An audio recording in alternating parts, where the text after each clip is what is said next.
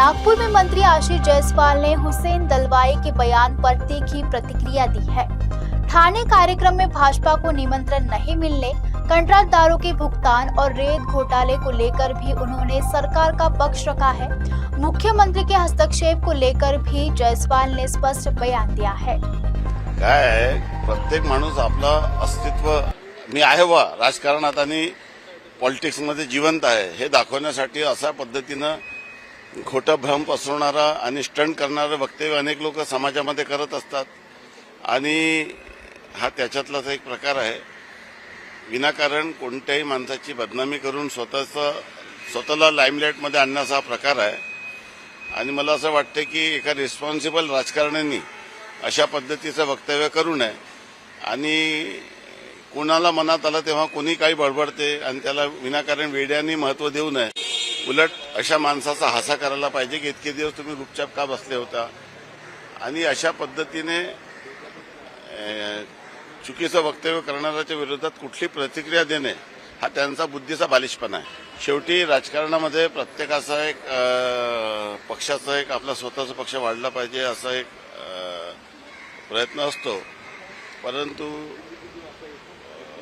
नेमकं तिथं काय घडलं आहे मला माहीत नाही। परंतु शिंदे साहेबांच्या नेतृत्वामध्ये ठाण्याला शिवसेना खूप अतिशय स्ट्रॉंग आहे आणि माननीय आनंद दिघे साहेबांचा तो जिल्हा आहे, त्यामुळे शिवसेनेवर प्रेम करणारा आणि मानणारा वर्ग मोठ्या प्रमाणात आहे याचं भान प्रत्येकाने ठेवलं पाहिजे। हे बघा की मागच्या सरकारमध्ये आम्ही अतिशय लोकहिताचे निर्णय घेतले।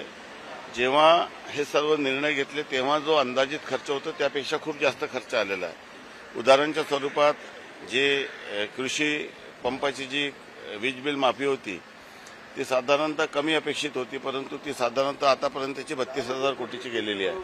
आपण कर्जमाफी देखील शेतकऱ्यांची यावर्षी केलेली आहे। लेक लाडकी योजना, लाडकी बहीण योजनेसारख्या अनेक योजना, आपण मुलींची फी माफीसारख्या अनेक योजना सरकारने राबवल्या आणि मोठ्या प्रमाणामध्ये राज्यात पायाभूत सुविधेचे काम देखील त्याच माध्यमातून सुरू आहे।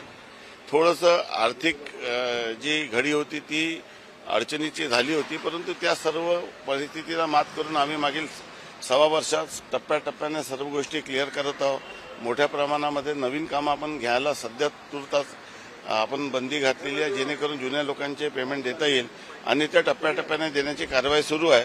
काही निधीची अडचण निर्माण झाली होती, परंतु त्यावर आम्ही वेगवेगळ्या पद्धतीने प्रयत्न करून मार्ग काढून सर्वांची देयके देत आहोत। आता त्या विषयावर तो त्यांचा जिल्ह्याचा विषय आहे, मी त्या खात्याचा मंत्री नाही, त्यामुळे त्या विषयावर सध्या मला भाष्य करणं योग्य वाटत नाही। परंतु मला असं वाटतं की राज्यामध्ये शासनाने गरीब लोकांना रेती मिळावी यासाठी अनेक निर्णय घेतलेले आहे। जे रेती घाट आहे त्यातून देखील अनेक लोकांना लाभ देण्यासाठी धोरण केलेलं आहे। काही टक्के वाढही आपण राखून ठेवलेली आहे। वेगवेगळ्या विकास प्रकल्पासाठी देखील असे धोरण केलेले आहे। भविष्यामध्ये वाळूची चोरी कमी व्हावी या दृष्टीने शासनाचा नेहमीच प्रयत्न असतो, परंतु डिमांड आणि सप्लायचा रेशो बिघडल्यामुळे थोड्याफार प्रमाणामध्ये काही लोक अशा पद्धतीचा गैरव्यवहार करतात। जे गैरव्यवहार करतात त्यांच्यावर शासन कठोर कारवाई करत आहे। अनेक या संदर्भामध्ये धोरणामध्ये आवश्यक तो बदल देखील केलेला आहे। काही किती बदल केले तरी काही लोक असा प्रयत्न करतात, तर त्याला कायदेशीर मार्गाने त्यांच्यावर कारवाई करणे अपेक्षित आहे ते करतात।